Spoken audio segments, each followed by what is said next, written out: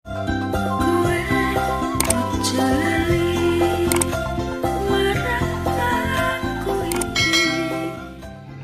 semuanya, kita lanjut acara selanjutnya. Assalamualaikum warahmatullahi wabarakatuh.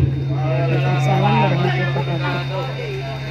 Yang akan disampaikan oleh yang saya sayangi Abdul, Mas Yon, Pak Tris, keluarga yang saya hormati, dan adik-adik sekalian yang saya cintai.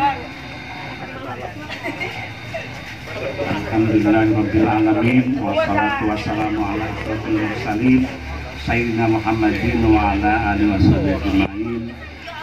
Segala puji bagi Allah Tuhan Yang Maha Esa, dan salawat dan salam kepada junjungan Nabi besar kita Muhammad SAW, dan kepada sahabat-sahabatnya, dan kepada semua makhluk yang ada di bumi dan di langit. Adalah sebuah kehormatan saya yang sesama santri, bukan kiai, bisa duduk berbicara di tempat yang luar biasa, secara kasat mata dan secara berkasat mata. Tidak terbayangkan sebuah gang buntu yang benar-benar buntu, bisa menarik khalayak banyak orang untuk bisa di sini, bisa bertemu, bisa jagongan, bisa segalanya di tempat buntu, gang buntu. Dulu saya waktu mendengar bikin acara di sini tidak terbayang, loh kok bikin acara di gang buntu. Jadi hanya kebudayaanlah, hanya budayalah yang bisa membawa orang bisa meramaikan acara seperti ini di gang buntu. Saya kira dunia ekonomi, dunia politik itu tidak mampu untuk meramaikan acara di gang yang buntu gitu. Tetapi kebudayaan yang universal bisa menarik partisipasi banyak orang untuk bisa mengisi ruang publik, bisa bermanfaat bagi sekitarnya dan pada yang lebih luas lagi. Tepuk tangan untuk kebudayaan gang buntu. Dan dengan kehidupan yang ada di sini untuk bisa bermanfaat kepada semuanya, itulah yang budaya. Saya tadi saya ingin bertanya, tadi napak tilas kemana saja, Ji? Iya, Ji.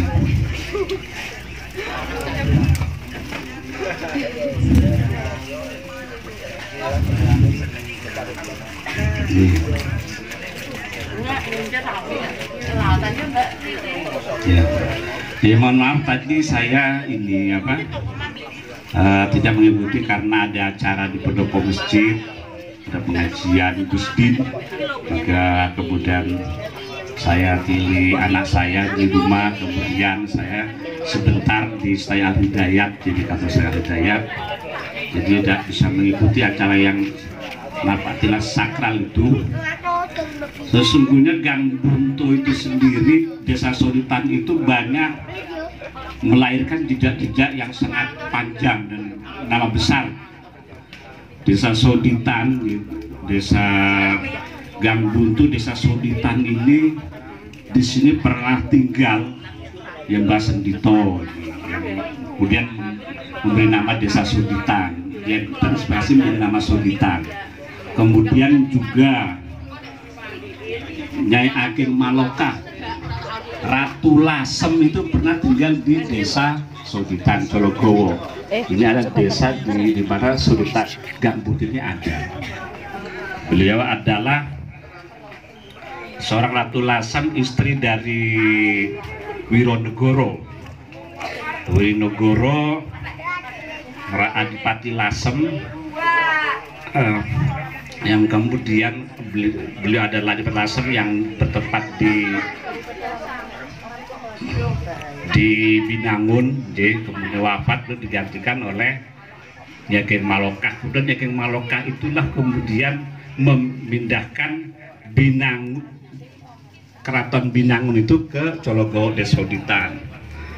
Kemudian yang Keraton Binangun itu kemudian diserahkan untuk dipakai pesantren untuk adiknya itu Sunan Bonang. Nah, saya kira pilihan-pilihannya Ageng Maloka di Desa Sauditan Cologo itu saya kira itu sudah pertimbangan aspek geopolitik, aspek tata kota, aspek spiritual gitu. Jadi Ageng Maloka pernah hidup di Desa Sauditan. Kemudian juga Wironegoro, bukan Wironegoro, Oeng Kiat. Oeng Kiat itu pernah, bahkan rumahnya masih ada itu. Jadi di gerbang Desa Sauditan itu sebelah kanan dari arah Jalan Raya itu adalah rumah peninggalan Oeng Kiat atau Oeng Kiat. Itu adalah peninggalan dari Oeng Kiat, seorang ketika RP Margono, keturunan Panji RP Tejokusumo V tidak enggan menggantikan, kemudian digantikan temannya ya Oeng Kiat. Beliau itu seorang adipati pada masanya itu, rumahnya sampai sekarang masih ada tinggalannya itu berada di Desa Sauditan, di mana Oeng Kiat itu adalah seorang tokoh Tionghoa Muslim, ikut dalam Perang Kuning sampai Perang Sabil. Luar biasa kontribusi Denpasar untuk Lasem dengan jiwa raganya. Beliau bergaul dengan etnis lain, dengan semuanya itu. Kemudian beliau ikut menggerakkan Perang Kuning dan Perang Sabil itu bersama RT Margono dan Kiai Ali Badawi untuk mengusir penjajah. Nah, itu rumahnya di Desa Sauditan. Jadi sangat berkah Desa Sauditan, termasuk ya kali Gang Buntu ini, Gang Sebuntu ini pun masih belum bisa bermanfaat, ini tanahnya berkah. Kemudian pernah di sini juga, bahkan Basri IV itu tinggalnya dulu di Desa Sauditan, yang sekarang menjadi toko bangunan Hartono. Itu adalah penyampaian saya tidak mengada-ngada, karena ini adalah sesuai dari inventarisasi 2011 oleh Balar Jateng. Itu menyebutkan bahwa rumah itu adalah dulu rumah dari Mbah Tejokusumo I atau Mbah Sripet yang makamnya di Masjidil Lasem. Itu kemudian di sebelahnya di sebelah Toko Hartono itu adalah rumah Tejokusumo II, sehingga saya kalau tidak 2 dan 3 itu berada tidak jauh dari Gang Buntu. Jadi alhamdulillah mulai dari inilah Nejak Napatilas, perjalanan seorang manusia Lasem. Dia juga seorang santri, dia juga seorang bangsawan, dia juga seorang Jowo, seorang pecinan Kiat, tetapi dia disatukan dalam Lasem.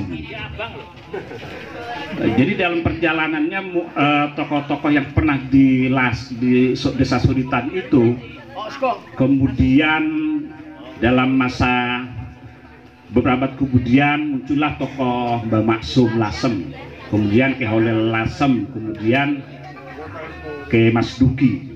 Ini adalah tokoh-tokoh besar yang mewarnai perjalanan Desa Sauditan, juga bahkan Lasem. Beliau adalah bagian dari Desa Sauditan, di mana Gang Buntu itu ada di sini. Di mana Mbah Maksum itu beliau adalah seorang ulama besar, di mana santri-santrinya itu menyebar ke seluruh penjuru Nusantara.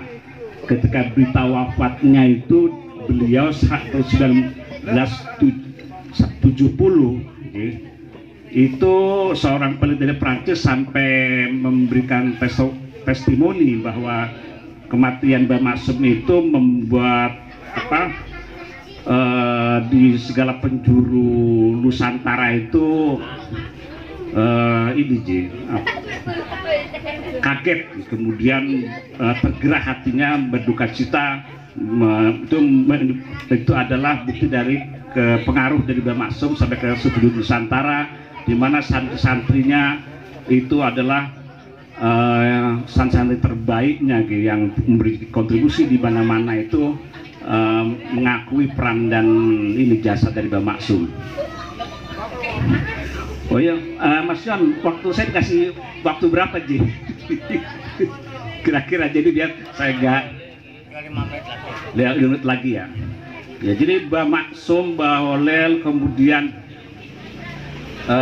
ya seperti itu, Ji. Kemudian jadi Bapak Ibu adik-adik sekalian,